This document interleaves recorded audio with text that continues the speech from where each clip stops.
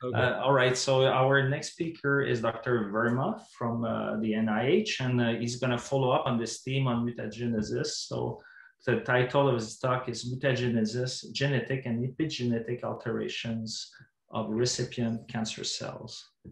Dr. Verma, the floor is yours. Can you see my screen? Yes, very well. You need to put it full screen. Yeah, that's great. Fine, okay. So I'm very thankful for the organizer to invite me, especially Myron, whom I met a few years ago in one meeting. And as indicated here, I work for National Institutes of Health, which has 27 institutes and centers.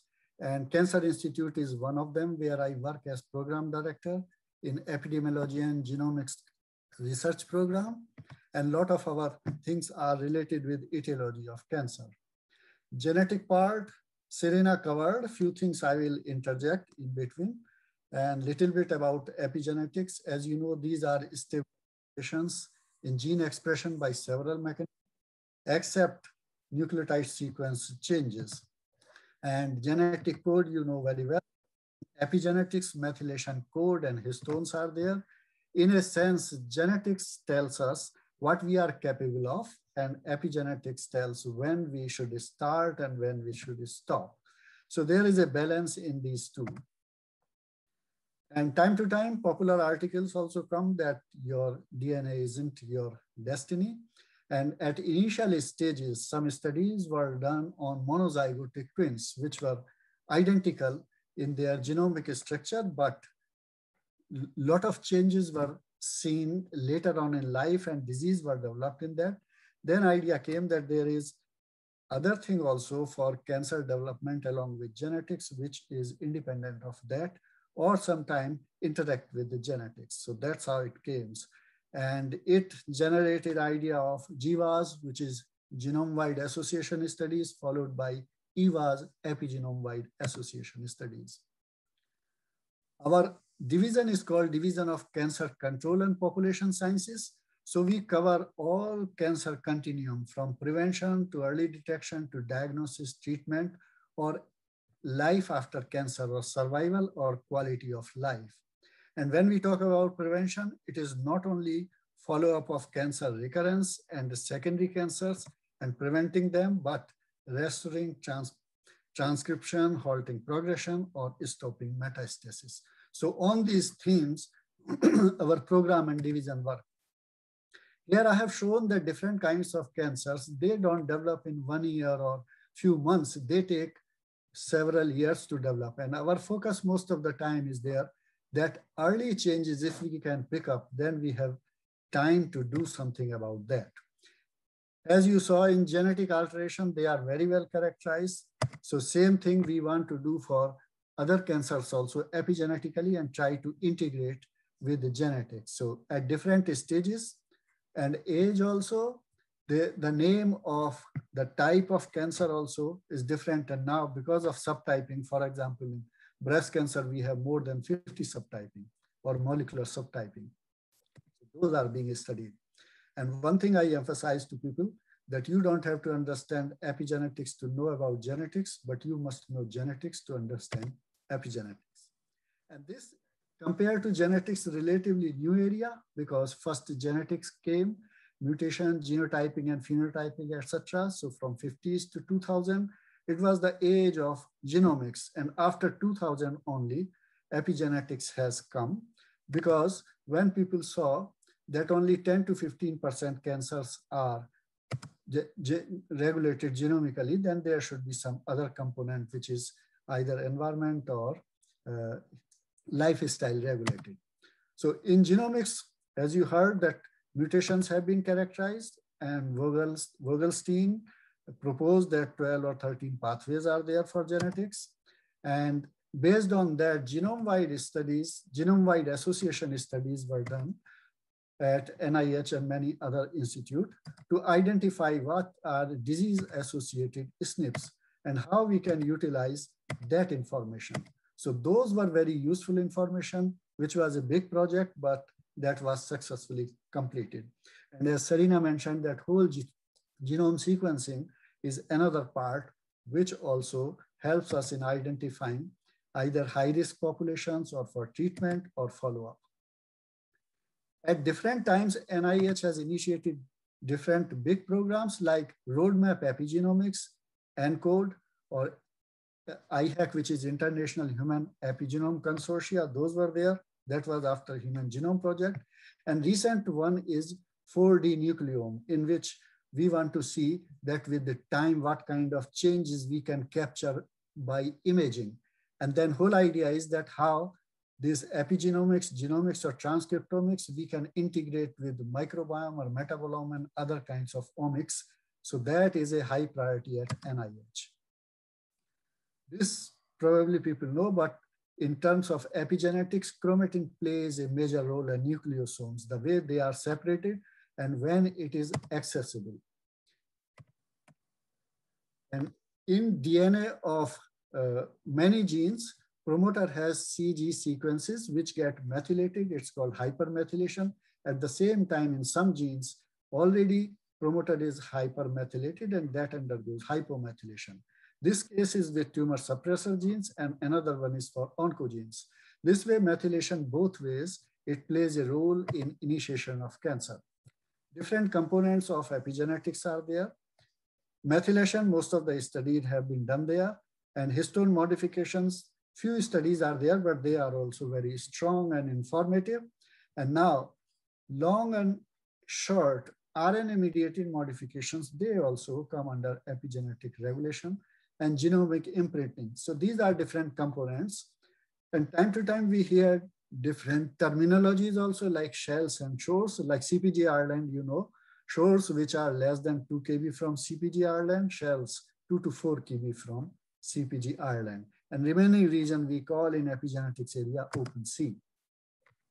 So here I have tried to present that how genetic and epigenetic, these are regulated by different factors. And in that, histones are modified by different post-translation modifications, which are shown here. And microRNA plays their own role, but along with histone, some non-histone proteins are also involved, like polychrome group of protein or EZH2, and many of those are targets for drugs.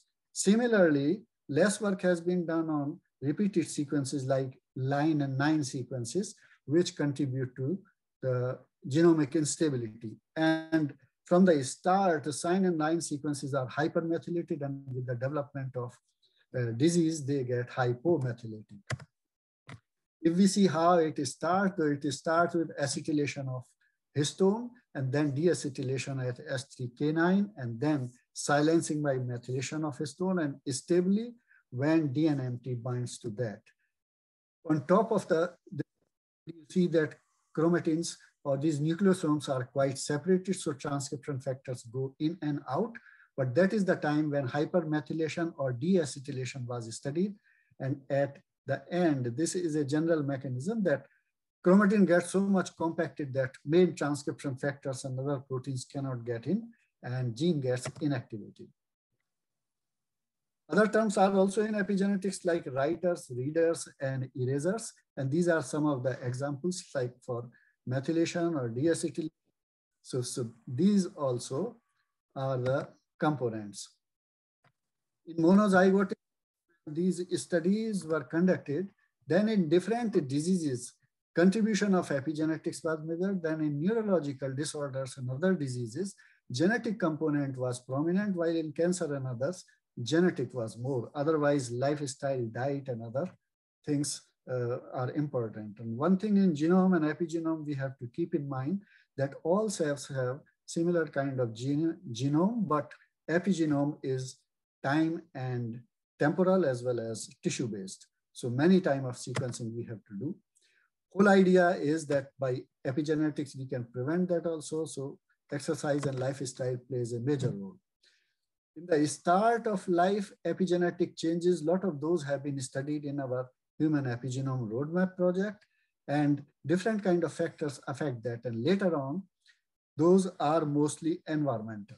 So those kinds of studies are also there with different kind of biofluids which are shown there. So if a pregnant mother is there, she's smoking, then 3 generations are affected, her own as well as the infant and the stem cells in that infant. So that's how it happened. And that also has been demonstrated that aldehyde or nitric oxide, those things present in cigarette that have big effect, epigenetic changes, and time to time different kinds of publications have come. And they not only like tobacco and other chemicals, but stress or other aspects also.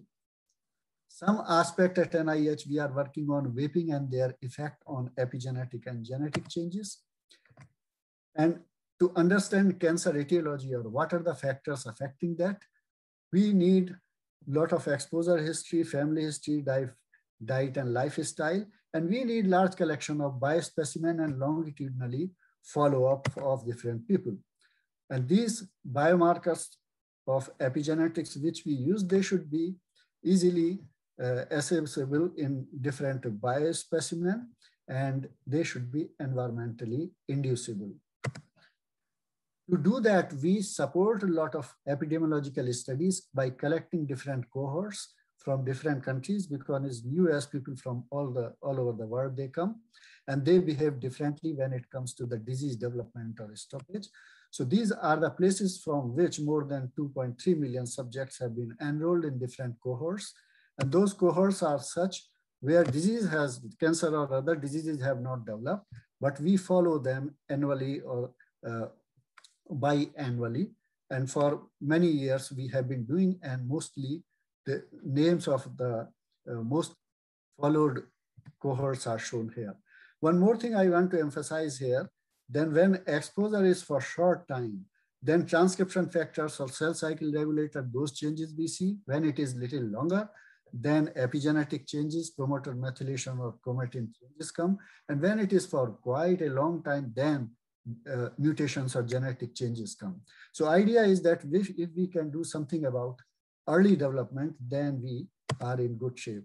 Here we have shown that in different cancers, what genomic changes are there. So idea is that genotype, when it converts to phenotype, in between epigenotype and metabotypes are also there. On the slides, I have shown those epigenetic regulators in which mutations have been identified. Idea is to integrate genomics with epigenomics. And as you know, in cancer development, global hypomethylation is there of all genes, but promoter hypermethylation is followed. And line sequences and sign sequences, they are less studied, but they contribute to the genomic instability. And now Human Genome Research Institute has started one initiative in which gene-based phenome-wide association studies are being conducted. So phenomics, they are characterizing, in which non-coding regions are characterized more. When we talk about DNA methylation also, either abnormal increase, decrease, or no changes there. In increase, 3 situations are there, either both alleles or one allele is mutated, another is deleted, or by imprinting. In decrease, as we saw in early 90s, the gene therapy was proposed, but many of the recombinant genes could not be expressed because LTR, which was the promoter for those retroviruses, that got inactivated, and that was due to methylation. Similarly, as you heard in previous talk about deamination or other changes, in that also, methylation plays an important role. For doing methylation analysis, we have to be very careful by designing the experiments. Hopefully, we characterize methylation level, pattern, or profile, and profile. Steve Bellin and Johns Hopkins, he has characterized the sequence of those factors which affect epigenetic regulation, and they contribute to heterochromatin or euchromatin state of a gene. We did not know that microRNAs are in human or not. They were in Drosophila or plants, etc. But now we know these are present in different diseases, including cancer. In fact, in all cancers, those have been identified. The way we use this information is either doing microRNA profiling or those genes which are coding for them, how much variation in that. So in our epidemiological studies, this information we are using. In histone, I mentioned that H2A, H2B, H3, H4, those are the components of nucleosome in which tail is modified, and those changes which are mostly present in cancer, those are shown here.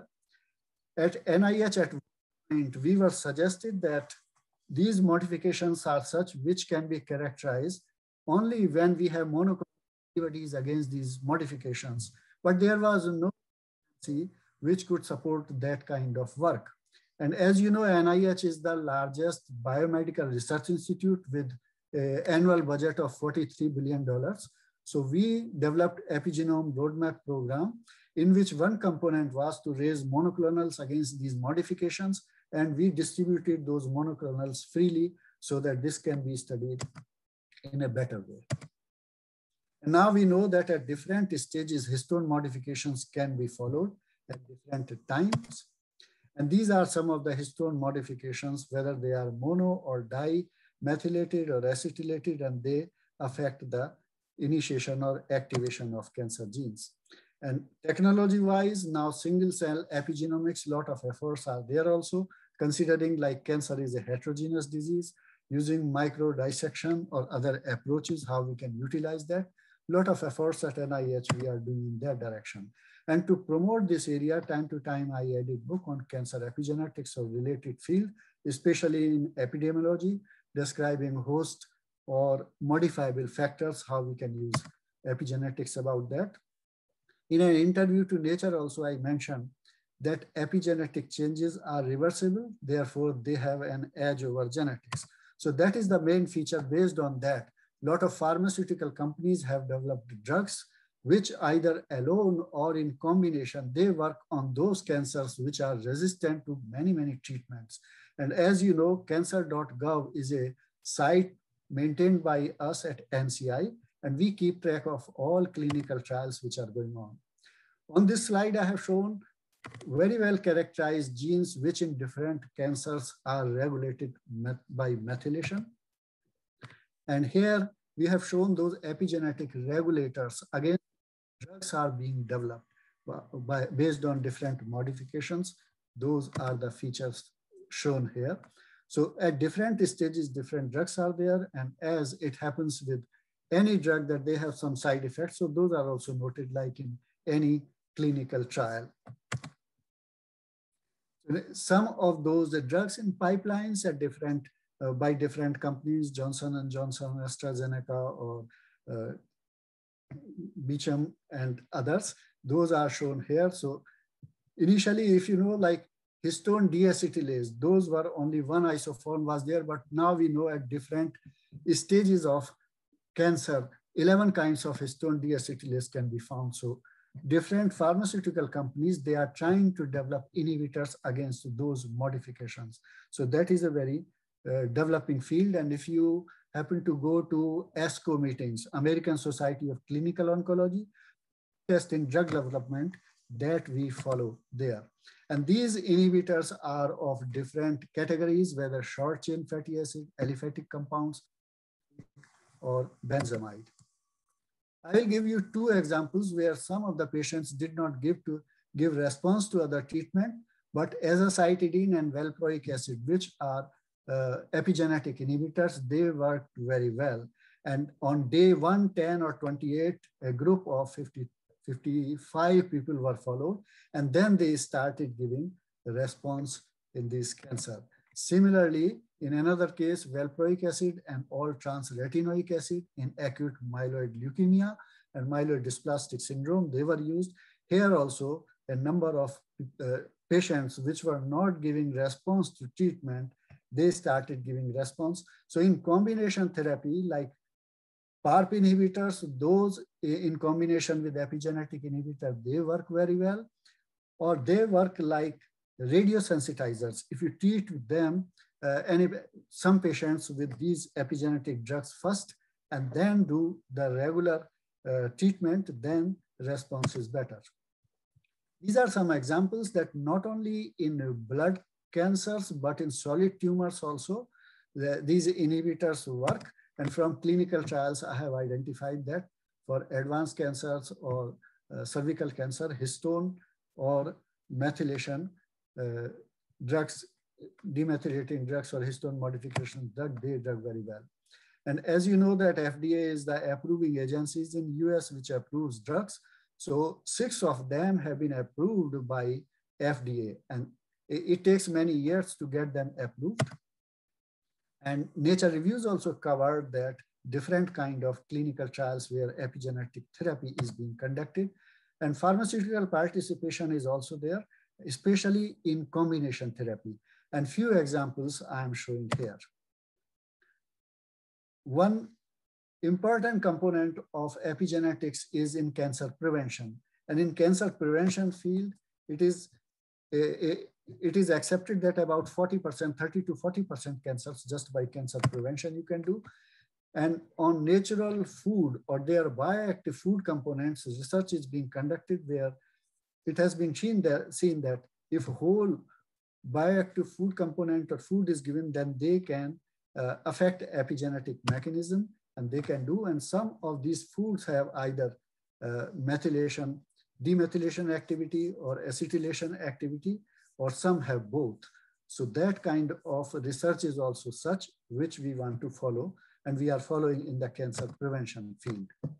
So now, like in any field, challenges are there, like how we can use these epigenetic marks for different races and ethnicity, how we can correlate epigenetic and genetic, and how cohort or case control studies we can design so that we can identify high risk population, or whether there exists race, ethnicity, specific microRNAs, or technical hardings in EVAs. Whole idea is that if in a same patient, we can follow multi-omics, in which genomics, epigenomics, metabolome, microbiome, all are there, and we can integrate, that will be the best. Now, how NIH is addressing these challenges, or some of these, some success is there, but for others, we have to see that. One program is called Common Fund Program. So 4 or 5 years ago, it was decided by Congress that 1.5% of NIH budget should go to such activities in which individual institute cannot fund those, but that mechanism or resources or tools should be applicable to many diseases or understanding mechanism. And some example I have shown here, and this for 1 year, you can see it is $500 million project. From the start, I have been involved in human epigenome program, metabolomic program, folding nucleome, human microbiome. Those are some of the ones, and extracellular RNA. And resources and tool development are very well shared in the research community.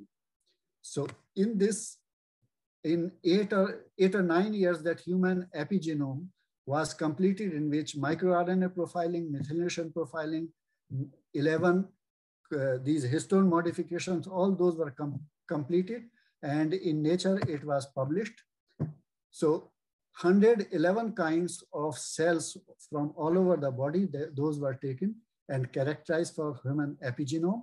And these are the timelines and budget allocated there. So these are very good resources. After we started, then International Human Epigenomic Consortia was in, where I represent NIH. And these were the countries which are part of that. And now for that also, we do the work so that we are not overlapping or doing the same thing. And they want to do 1,000 epigenomes. So that is their main criteria. Now to promote other omics technologies, program, it is called MotorPack, or Molecular Transducers of Physical Activity, in which all omics are being followed. Then Joe Biden, when he was vice president, he started one program, it's called Moonshot, in which about $700 million were committed. Idea was that whatever we do in 10 years, whether we can in 5 years or not.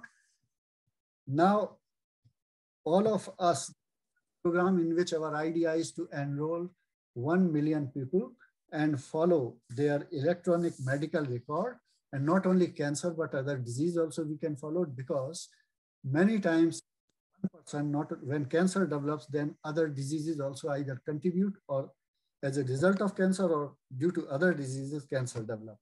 So these are some areas where we are putting our efforts in that.